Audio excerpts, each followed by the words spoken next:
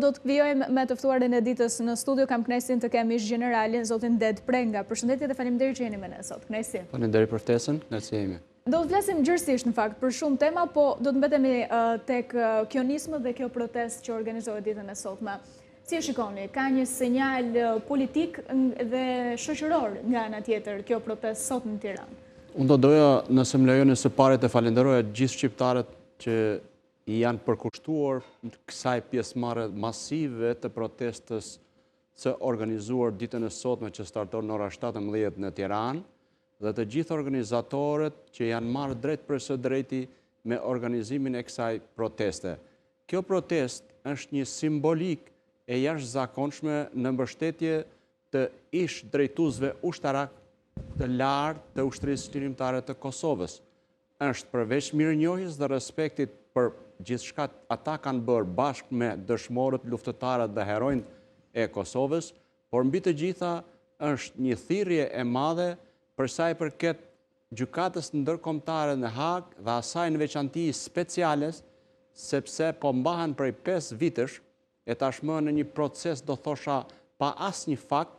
Këte e kanë treguar dhe dëshmitarët që janë thirrur në procesin e zhvillimit të seancave gjyqësore që nga 2023 që ka startuar, e për të vazhduar, shpresojmë, sipas avokatëve të ndaluarve, që pranvera e vitit arshëm do të jetë përfundimisht vendimi përfundimtar dhe i formës së prerë, por dëshmitë që janë paraqitur atje nuk kanë sjell asnjë fakt, përkundrazi kanë vërtetuar e kanë paraqitur me fakte që këta nuk kanë asnjë lloj përgjegjësie për thelbin e akuzës dhe gjithçka tjetër që i akuzon, si mund të themi, gjykata speciale, që për fatin ton, nëse do të kthehemi në retrospektiv pas në kohë, ajo nuk duhet të ishte krijuar dhe do të mjaftonte gjykata ndërkombëtare e Hagës për të gjykuar agresorin e jo të dhunuarin. Në këtë rast, gjykata speciale e krijuar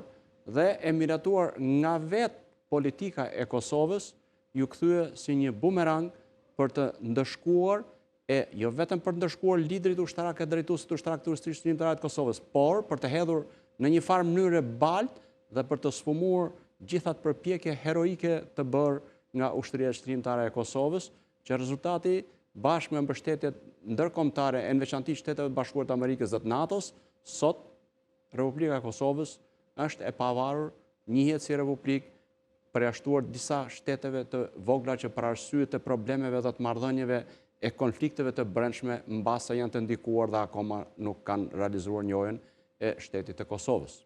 General, ju e thatë edhe vetë në fakt në fjalën tuaj është një proces që zjati shumë edhe siç e dim 5 vite.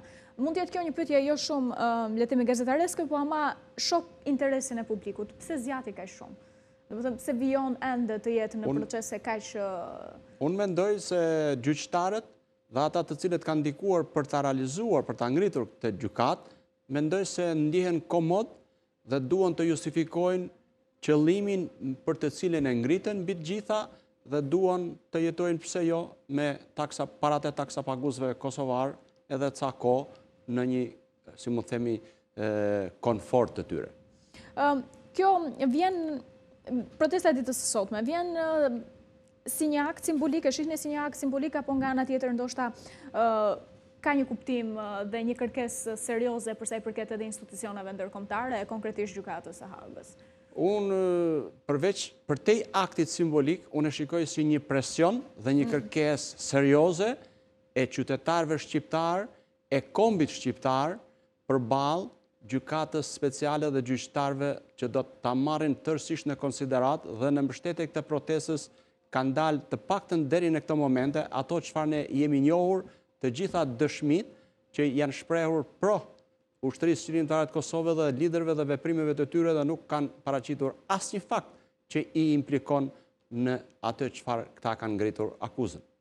Është paralajmëruar më herët se do të jetë një protestë e qetë me mesazhe të qarta. Vetë institucionet e Kosovës mendoni se kanë bërë mjaftueshëm për të mbrojtur figurën e UÇK në një moment të tillë kaq delikat dhe të vështirë për të? Unë mendoj se kjo protest është ndërmarrë nga organizatorët që nuk kanë patur shumë ndikim apo lidhje me asnjë nga politikën dhe shtetet. Por, pra, si Republika e Kosovës, ashtu dhe Republika e Shqipërisë.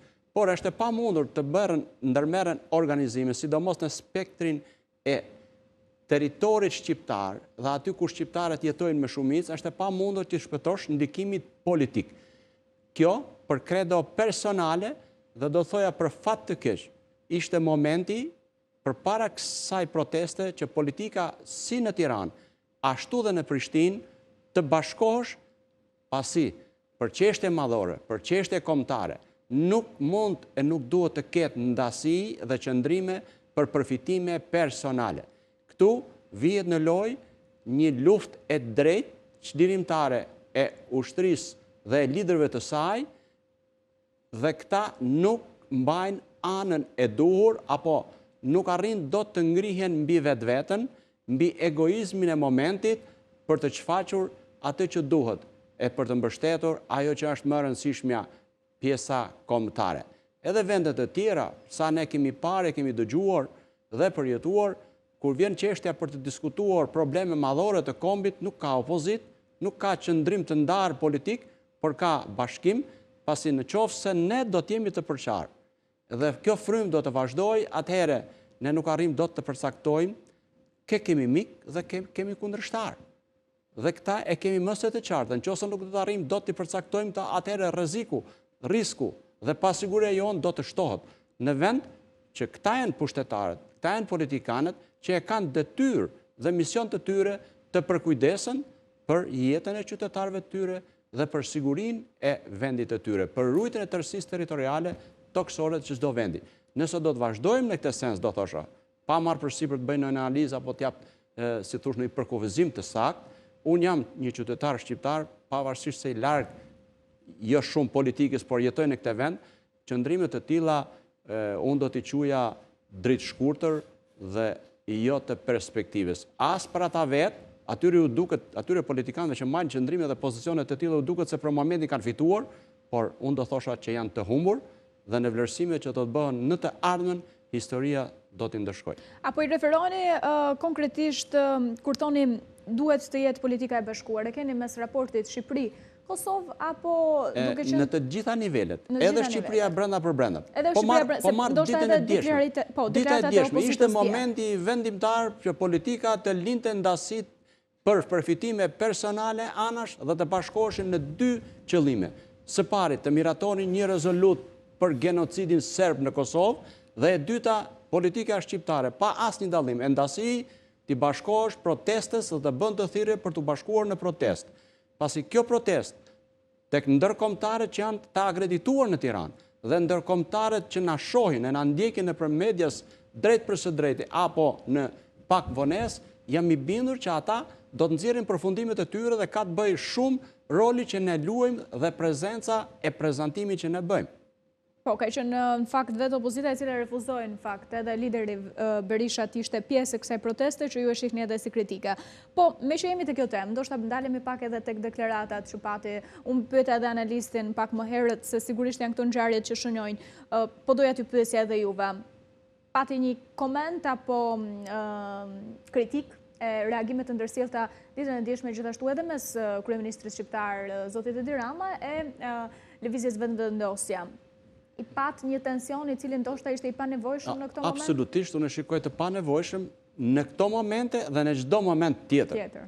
Pasi nëse ne e bëjmë në territore shqip-folse mes dy shteteve, por ne jemi një kombë dhe nëse e bëjnë këta liderët, e imagjino se me çfarë force kjo lloj deklarate kontraverse, do thosha, apo konfliktuale, e imagjinoni se si do të përkthehet kjo në simpatizantët e tyre dhe në mbështetësit e tyre në nivelin e qytetarit të thjesht, por ndoshta jo shumë të edukuar, jo shumë me eksperiencë. Pra, niset si një top golfi një orë tek në majtë malit, po përfshin gjithçka përpara kur zbret në fundin e tij. Kështu që unë do ta shikoja të panevojshme, të tepërt dhe një, si mund themi, një moment që asnjërs palë, as kryeministit tonë dhe as kryeministit të Kosovës nuk ju jep kredibilitet, përkundrazi është një vlerësim që në pikpamjen time personale do thosha ju heq sa pikë. Ndalemi edhe tek ajo çfarë le të themi shënjon ditën e sotme, kjo protestë që vjen me këto komente mes Kurtit dhe vetëvendosjes, se nuk ishte Kurti vetë, dhe kryeministrit Rama, po nga ana tjetër shihet sikur kaloj në një moment ku secila palë solli çështjen e UÇK-s ndoshta edhe për të forcuar pozicionin e saj politik? Të gjithë e shfrytëzojnë, por unë, siç edhe e theksova pak më parë, nuk është momenti për të fituar kredibilitet në kurriz të shqiptarëve. Pra nuk ka palë këtu. Unë nuk mendoj se ka kundërshtar apo ka palë. Këtu jemi të gjithë shqiptarë, paçka se për momentin jemi të organizuar në dy shtete të ndryshme. Pasi kështu ka deshur Evropa, kështu ka deshur diplomacia ndërkombëtare dhe kjo do t'i ngelet kohës, por edhe politikës gjithë përfshirëse shqiptare se si do të arrin të luajnë në skakierën politike ndërkombëtare për të krijuar shanset që të jemi, por të veprojmë, të jemi dy shtete, por të veprojmë si një. Kemi shumë gjëra për të ndarë me njëri tjetrin, por jo për të luftuar me njëri tjetrin. Nëse vim në një gjykim me sërish dënime të rënda në gjykatën e Hagës, çfarë do thotë kjo për historinë e luftës së Kosovës? Unë mendoj së pari që ata gjykata është ose gjyqtarët ose vendimet e gjykatës mbështeten mbi fakte. Për sa kohë nuk kanë fakte, unë mendoj, nuk është dëshirë ime, por mendoj mbi bazën e fakteve dhe dëshirë po është, mendoj se ata do të dalin të gjithë të pafajshëm.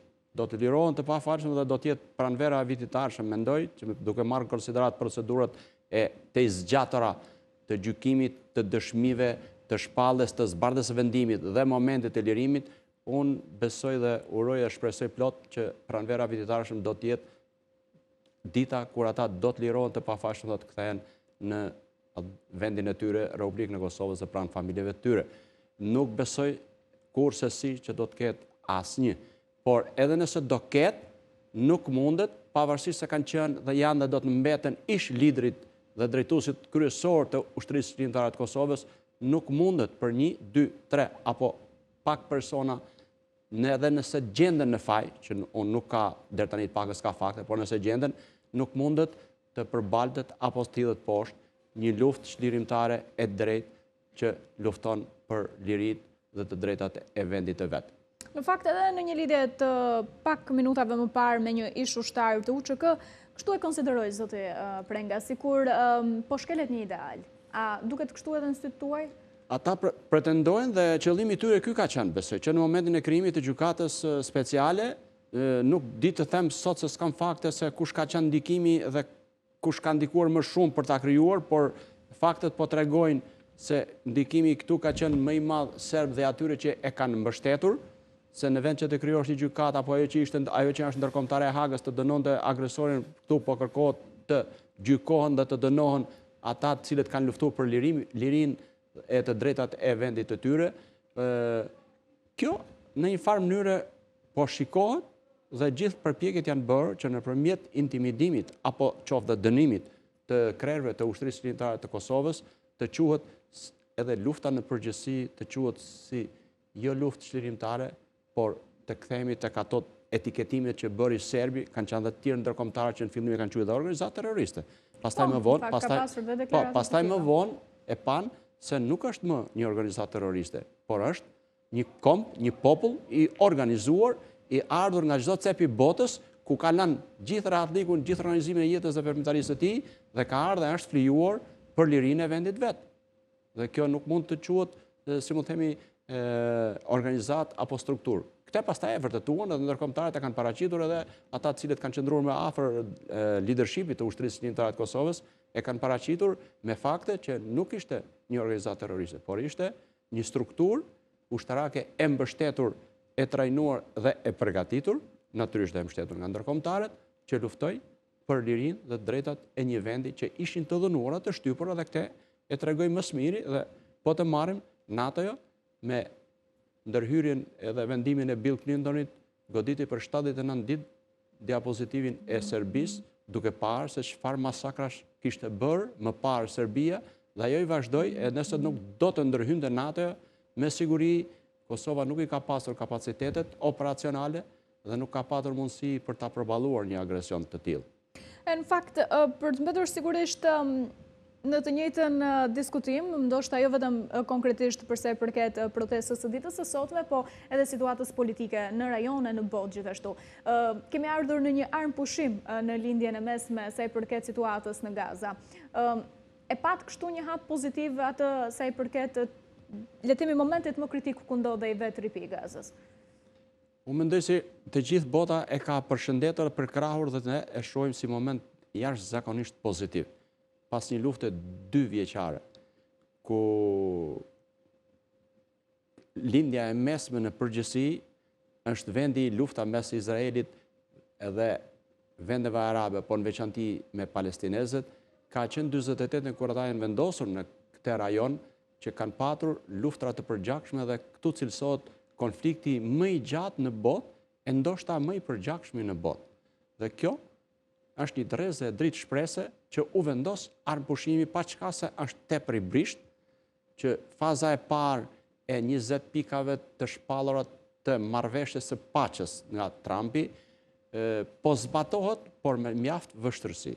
Me mjaft vështirësi. Se shikoni se me unë shikoj me mjaft vështirësi se pala e Hamasit do ta quaja, nëse dhe në këtë rast është po e quajmë, po pala do të jetë palestineze, por janë edhe ata kanë rolin edhe rëndësinë e tyre dhe detyrisht që do të kanë ndikimin e tyre. Unë do thosha që ata po kërkojnë të fitojnë kohë, sepse i kanë të gjitha mundësitë, pasi vetë ata e kanë deklaruar që brenda 72 orëve ne kemi mundësi për të rikthyer pengjet e gjalla dhe trupet e atyre që nuk jetojnë më. Por këta po e zgjasën dhe po i kthejnë si me pikatore, duke justifikuar që e kemi të vështirë për t'i gjetur, e kemi të vështirë për t'i identifikuar. Dhe kjo është... Po ja referuan Izraelit këtë? Kjo është do thosha një fitim kohe që kërkon Hamasi. Pasi Hamasin të gjitha pikat ka rënë dakord, por ndoshta do kërkohet negociata të reja për sa i përket disa pikave mbi të gjitha ajo e dorëzimit të armëve pa kushte. Palestinezët ose Hamasi, Hamasi këte nuk ka dëshirë ta realizojë në mënyrë të plotë. Edhe për faktin, pasi rikthimi i banorëve në rripin e Gazës është në një farë mënyrë një anarshi e plotë, ku Hamasi justifikohet, duan të përfitojnë grupet e tjera terroriste për të ekzekutuar, por pse jo edhe për të pasuruar në kurriz të atyre që ju mungon ndoshta edhe gjë e më domosdoshme ushqimi i përditshëm. Kështu që marrë shkas nga këto, ata duan ta zgjasin disi tek kohën e mbylljes së fazës së parë për të ardhur tek fazat e tjera të zbatimit të planit të presidentit amerikan Donald Trump, por nuk do të jetë e lehtë. Unë kam shpresë dhe besim, pasi ndërmjetësit që janë zgjedhur për të marrë pjesë në negociata, them që janë më të mirë dhe me ndikim të drejt për drejt të palestinezët, duke u referuar si Katarit, Egjiptit e mbi të gjitha Turqisë. Vetë Hamas besoni që do të largohet si edhe një nga kushtet kryesore? Unë besoj që nuk ka rrugë tjetër në aspektin si strukturë ushtarake do largohet, po jo si strukturë politike. Dhe detyrimisht që nëse më lejon të them në këtë gjuhë do ndryshoj kostumin. Pra një pjesë e tyre nga ushtarak do t'jenë përsëri aty dhe ata duan t'jenë me domos pjesë e qeverisë së ardhshme palestineze. Sa mjafton ky armëpushim për Gazën? Pra të gjithë e dim situatën atje, të gjithë e dim ju vetë e quajtët një nga luftrat më të përgjakshme. A është mjaftueshëm ky armëpushim ose ndoshta edhe vetë përfundimi i luftës për një vend ku, siç e kemi parë, dëmet kanë qenë të mëdha. Në fakt ka pasur edhe reagime e kritika për mënyrën se si, le të themi, është trajtuar e gjithë kjo situatë atje. Unë doja të zgjidhem mes dy të këqijave që nuk do doja një fakt të tillë, po mes dy këqija kjo është e keqja më e vogël, do mendoj. E para dhe nuk e kemi tepër të vështirë për të bërë një analizë natyre çfarë ka ndodhur dhe kush ka qenë ndikuesi kryesor në vendimet që janë marrë për të bërë një kasapan të tillë. Dhe në fund mund të bëhet dhe pyetja a ja vleti edhe për çfarë u bë. Pra jetët e njerëzve të humbura janë dhe njerëzve të pafajshëm, por edhe atyre që janë në front në aspektin ushtarak të rreshtuar, edhe ato janë jetë njerëzore, por mbi gjitha jetët e njerëzve të pafajshëm është, do thosha, një katastrofë njerëzore që struktura dhe organizat ndërkombëtare janë treguar disi të pafuqishme, do thoshte duke filluar nga Organizata e Kombeve të Bashkuara që për fat keq ko pas kohe ka patur shansin për ta treguar veten me ndërhyrje dhe ndikimet e veta, por ka ardhur duke humbur kredibilitet nga koha në kohë për sa i përket konflikteve të ndryshme që janë zhvilluar në rang botror. Gjithsesi, çështja e sigurisë vazhdon të jetë sfida më e madhe e çdo kujt dhe e këtij globi. Nëse nuk adresohen sakt dhe në momentin e duhur problematikat, por ato agravohen derisa të shkojnë në nivelin e përplasjeve dhe të luftrave, atëherë nuk ka palë të fituar, të gjitha palët janë të humbura, por ne thash jemi të kënaqur me humbjen më të vogël që në këtë rast u vendos armë pushimi i përkohshëm, i shumë i brisht, por unë do të uroja dhe shpresojmë që të vazhdojë zbatimi i 20 pikave të planit të paqes të shpallur nga presidenti amerikan. E duke menduar se pas presidentit amerikan qëndrojnë Shtetet e Bashkuara të Amerikës që e kanë luajtur gjithmonë një rol kryesor, unë besoj që do të vazhdoj më tutje edhe fazat e tjera të implementimit të këtij plani, pa çka se me vështirësi në të kundërt do të përdoren edhe mjetet e presionit deri dhe tek rifillimi që nuk do ta dëshironte asnjëri edhe i luftës. Zoti Prenga, në fund të diskutimit ju përmendët edhe ndërhyrjen e presidentit Donald Trump si një superfuqi siç janë edhe Shtetet e Bashkuara të Amerikës. Mendoni se do të jetë e njëjtë edhe për çështjen në Ukrainë, për të kaluar kështu edhe në një tjetër temë siç ajo e Ukrainës? Çështja e Ukrainës është disi nuk mund të sillen, janë vërtet konflikte e luftra, por nuk mund të sillen krahasime mes Palestinës dhe Izraelit. Pasi tek çështja e Ukrainës është duke luftuar Rusia, por nuk është vetëm Rusia. Janë çështjet të përfshira të konflikteve, të poleve që po krijon, e brenda saj janë dhe aleancat që ka Rusia.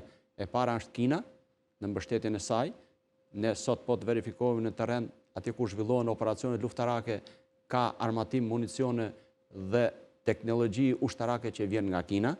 Nga Korea e Veriut përfshi jo vetëm teknologji, por ka edhe 14-15.000 ushtarë që kanë luftuar përballë forcave të Ukrainës, por edhe dal nga dal është pjesa e Iranit që në mënyrë jo të deklaruar, por ka mbështetjen e saj, përfshi për fat keq edhe pjesa e Indis, që jo aq sa Kina, por pra do të them që këtu diskutohen pole disi jo kaq të lehta. Nëse pas Hamasit që ndron Palestina dhe Irani, pas Rusisë, janë ato të cilat pretendojnë të jenë konkurrente të fuqishme siç është Kina e Shteteve të Bashkuara të Amerikës. Në këtë kontekst, në aspektin diplomatik, Shtetet e Bashkuara të Amerikës do të duhet të luajnë me shumë kujdes. Të luajnë me shumë kujdes që vërtet janë të interesuar që konflikti në Ukrainë të pushohet, vendostan pushimi pastaj të ulen në tavolinë e bisedimeve diplomatike për të nënshkruar një marrëveshje të gjatë të qëndrueshme, por kjo kërkohet duke e trajtuar disi ndryshe, jo si Hamasin Rusin. Pasi Shtetet e Bashkuara të Amerikës në aspektin parë në kënd vështrimit diplomatik nuk duan që ta shtyjnë të përfundojnë 100% marrëdhënie në aleancë me Kinën. Duan ta mbajnë pak të tërhequr edhe nga Evropa dhe Shtetet e Bashkuara të Amerikës. Dhe kjo që arsyeja që ditën e djeshme Trumpi zhvilloi një bisedë jo të shkurtër me Putinin për të krijuar mundësi dhe kushtet për të takuar në lidhje me konfliktin në Budapest, në Hungari. Unë uroj që të realizohet dhe kjo do të jetë ajo që do të vejë pikat mbi i. Shpresoj e besoj që në pranverën e vitit të ardhshëm të mund të realizohet mbyllja e këtij konflikti. Në fakt, do të realizohet në Budapest dhe Hungaria vetë u shpreh se ka qenë vetmi vend që ka kërkuar në mënyrë të hapur paqen në Ukrainë. Mbetemi sërish në këtë front lufte atje. Duket sikur po hyn në një fazë të re me raketat me rreze më të gjatë që jepen Kievit nga Shtetet e Bashkuara të Amerikës. Ju si e pat këtë? Unë e kam parë dhe vazhdoj ta shikoj si një presion që ushtron Shtetet e Bashkuara të Amerikës ndaj Rusisë për të ulur edhe një herë në takim. Akoma nuk është marrë vendimi përfundimtar që raketat Tomahawk me rreze të gjatë veprimi të mund të kalojnë të blera nga Evropa, Bashkimi Evropian dhe NATO dhe të jepen Kinës. Edhe nëse ndodh, kjo do të ndodhë në kuadrin e NATO-s dhe të rishikimit e të vendosjes në krahun lindor të NATO-s të armatimit, aty ku do të formohet dhe njëherë perdja e hekurt, si ka qenë dikur, aty ku do të formohet perdja e hekurt mes Rusisë dhe Bashkimit Evropian e NATO-s. Nuk besoj se do të jetë kaq e lehtë vendimarrja për të dhënë raketat Tomahawk. Do të cilte një ndryshim real mes forcave të Rusisë dhe Ukrainës nëse ndodh një gjë e tillë? Nëse ndodh një gjë e tillë, do sillte një ndryshim, sepse kapaciteti dhe mbi të gjitha distanca për të goditur në thellësi strategjike deri në 2500 kilometra është një kërcënim real dhe shumë madhor për Rusinë. Por, siç themi, pala kundërshtare do të kërkoj të reagoj dhe ajo, dhe reagimi i saj atëherë do të ngelet në pamundësi për të patur rakete për të përgjigjur në mënyrë të tillë, atëherë kërcënimi i tyre do të jetë me atë që s'do ta donte e s'do ta dëshironte asnjë në botë, pjesën e arsenalit të mbushjeve bërthamore që do ta vinte në lojë duke kërcënuar përsëri jo vetëm Shtetet e Bashkuara të Amerikës, por edhe pjesën tjetër të Evropës dhe të botës. Kështu që unë nuk e shikoj në perspektivë si zhvillim të mundshëm për të miratuar dhënia e raketave Tomahawk në përdorim ushtrisë së Ukrainës. Ka pasur kritika se ndihma ushtarake nga Perëndimi po vijnë me vonesë. Si mendoni se ndikon kjo edhe në qëndrueshmërinë e ushtrisë ukrainase? U bën gati 44 muaj luftë dhe është e pamundur që industria ushtarake, megjithse në Ukrainë dhe vendet e tjera tashmë janë rikthyer seriozisht industrisë ushtarake, e ka të pamundur që të prodhohet në kohë kaq të shpejtë për t'u përgjigjur frontit. Ne në aspektin ushtarak e kemi dikur në luftat klasike, që tashmë janë ndryshuar, kanë dalë forma dhe hibrida shumë gjëra, por përfundimisht ato luftat klasike në linjë, ato do të vendosin fatet e atyre që janë palëve përfshirë në konflikt, ka një në front dhe 3 në mbështetje. 3 në mbështetje bëhet fjalë për aspektin logjistik. Logjistika hyn pra armatimi dhe municioni. Pra municionin e kanë të pamundur vendet cila do qofshin edhe vetë Ukraina që ka sot aktualisht mbi 50 kompani të ndryshme vendase dhe të huaja që merren me prodhimin e municioneve dhe të armatimeve në brenda Ukrainës. Por përsëri e kanë të pamundur që të prodhojnë dhe të përmbushin nevojat e ushtarakëve apo të ushtrisë që është rreshtuar në front. Nuk është kaq e lehtë dhe po të hyjmë të bëjmë një përllogoritë të saktë se sa kohë do nga momenti i startimit të një procedure për prodhimin e një predhe të artillerisë së rënd, të aviacionit apo të raketave, atëherë aty duhet ta kuptojmë se me gjithë mbështetjen dhe kërkesat që ka bërë her pas here Ukraina, e fondet nuk i kanë munguar, përsëri është e pamundur. Njëri faktor. Faktori tjetër mendoj që lidhet që tashmë megjithëse është NATO si strukturë politike ushtarake. Do të pyesja pak më vonë edhe për to. Unë mendoj që ata po mendojnë realisht për kërcënimet dhe sigurinë e vetë vendeve. Pra tashmë nuk po besojnë 100% te artikulli 5 i aleancës, por po i rikthehen seriozisht kapaciteteve dhe shtimit të këtyre kapaciteteve në rang kombëtar. Kjo është ajo që ka bërë të mundur që të vonohen armatimi dhe furnizimi i Ukrainës dhe i forcave të tyre të armatosura për të bërë ballë agresionit rus dhe atyre që janë në pjesën, po themi, gati komplet pjesën lindore të saj, ose përfshirë ai lumi i famshëm Dnipër, ku forcat janë në konflikt dhe lëvizin me hapa para apo pas në vartësi të operacioneve dhe të kapaciteteve njerëzore dhe municioneve armatimit që kanë gjatë luftimeve që zhvillohen atje. Kjo i ka bërë ato që të vonohen, besoj, sepse janë duke menduar vendet seriozisht për mbrojtjen dhe sigurinë e tyre kombëtare. Çfarë do thotë e gjithë kjo situatë edhe për rajonin? Do të ketë shanse të ketë një kufizim konflikti apo një përhapje? Unë do të shikoja në 2 kënd vështrime. Këndi parë i vështrimit Ballkani për fatin tonë jo të mirë ka qenë gjithmonë vatër konfliktesh. Dhe ky rrezik vazhdon. Pikat nevlagjike apo si një shkëndi që mund të ndizen shumë shpejt janë 2, Bosnia-Hercegovina dhe veriu Mitrovica, veriu i Kosovës. Me qëndrimet që Serbi mban, por mbi gjitha Serbia mban, por mbi gjitha me mbështetjen në linjën serbo-slave për të folë Rusia, sepse gjitha etiketojnë Rusia e vogël në Ballkan, kam bindjen që nëse Rusia do të kërcënohet për të dalë pa asë një lloj fitimi që e ka planifikuar para se të fillon të luftimet, atëherë ajo mund të ndezë një konflikt të dytë dhe ajo do t'jetë, për fatin tonë jo të mirë, unë nuk do t'a uroj, do t'jetë Ballkani. Po Shqipëria? Duam s'duam, jemi të përfshirë. Duam s'duam, jemi të përfshirë. Mu më kujtohet 2017, kur një tren i famshëm u nis nga Beogradi për të përfunduar në Mitrovic, por e ndaloi atëherë mos gabohem forcat e policisë së Kosovës, kryeministri jon doli dhe u shpreh që kufiri i Shqipërisë nuk përfundon në Morin të Kukësit. E kjo duhet përkthyer nga ekspertët, nga drejtuesit e këtij shteti, duhet përkthyer në plan veprimi se cilat do të jenë masat që ne duhet marrim nëse ne gjendemi përballë. Çfarë do të bëjmë ne konkretisht për të forcuar mbrojtjen kombëtare? Këtu faktikisht unë bazuar në eksperiencën time të dekadave në forcat armatosura, por dhe të funksioneve dhe të tyre në cilat kam kaluar, më lehtëson sjelljen e informacionit, por pa përdorur informacionin e klasifikuar, në të cilin nuk është shumë i lejuar për të përdorur për publikun e gjerë. Unë do thosha që si çdo gjë në vendin tonë psoj reformim, edhe forca armatosur i është nënshtruar një reformimi të gjatë dhe të dhimbshëm, do thosha.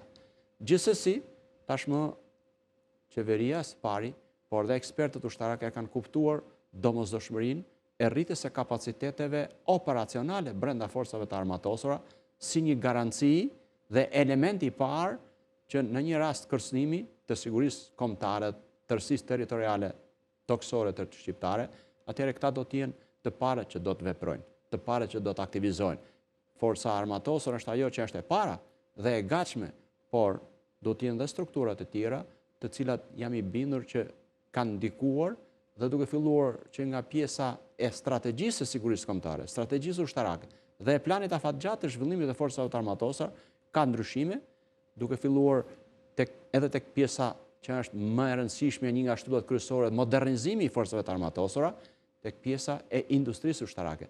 Siç besoj jeni të njohur edhe ju nëpërmjet medias dhe është diskutuar disa herë që është krijuar një kompani Kaja në Shqipëri dhe janë përcaktuar dhe vendet ku ato do të vendosen, por janë nënshkruar edhe marrëveshje, por janë kontaktuar edhe nën kontraktor që do të fillojnë shumë shpejt edhe nga linjat e prodhimit të municioneve dhe të armatimit të mundshëm për të përdorur si gjatë trajnimeve edhe për të qenë në gatishmëri për të përdorur kur mos u përdor në raste konfliktesh të mundura. Ne kemi edhe detyrimet në kuadrin e NATO-s, pa çka si jemi një vend i vogël dhe një ushtri forca armatosore relativisht e kufizuar në numër, por ne kemi detyrimet dhe jemi të gatshëm që të përmbushim forcat armatosore, pra janë të gatshëm që me një trup të vogël brenda 72 orëve është një forcë e reagimit të menjëhershëm, nëse kërkohet, ata janë të gatshëm dhe kemi zhvilluar her pas here që është edhe stërvitjet e ndryshme që janë zhvilluar një herë 2 vjet në Shqipëri Defender, 2022 ka filluar edhe në vazhdim. Ne kemi kapacitete dhe jemi potush të ndërveprueshëm plotësisht me vendet e tjera anëtare të NATO-s. A jemi aty ku do dëshironim? Nuk mund ta them se jemi aty ku do doja unë për të përballuar gjithë rreziqet dhe krizat e mundshme që mund të na paraqiten. Gjithsesi, qeveria, Ministria e Mbrojtjes, Forca Armatosur po punon në vazhdimsi dhe i kanë vënë në një farë mënyrë Donald Trumpi në mandatin e dytë, i ka vënë në lëvizje fuqishëm, duke u bërë presion dhe deri në vitin 35 ka thënë duhet bëni 5% të buxhetit për mbrojtjen. Dhe detyrimisht në këtë 5% pastaj jam i bindur që do të ketë sasi buxheti të mjaftueshëm për të menduar jo vetëm për trajnimet dhe rekrutimet, por edhe për pjesën e modernizimit të forcës armatosur. Se të themi atë që është, mund të jesh i motivuar si person, por nëse nuk ke teknikën dhe armatimin e nevojshëm, është e vështirë që të luftosh përballë tjetrit. Pra, kur tjetri i ka këto, pra përpiqemi të qitesh me të njëjtat armatim, me të njëjtën forcë, aty pastaj është pjesa e aftësisë së leadershipit ushtarak që si do të zgjedhë të drejtojë që të mund të dalë i suksesshëm. Pasi të gjithë në luftë shkojnë për të fituar, po jo të gjithë fitojnë. Ishte një kënaqësi të merrnim pak nga opinionet ndër një eksperiencë kështu mes shumë dekadash nga ju, general. Ju falenderoj shumë që ishit me ne sot. Faleminderit. Ishte kënaqësi.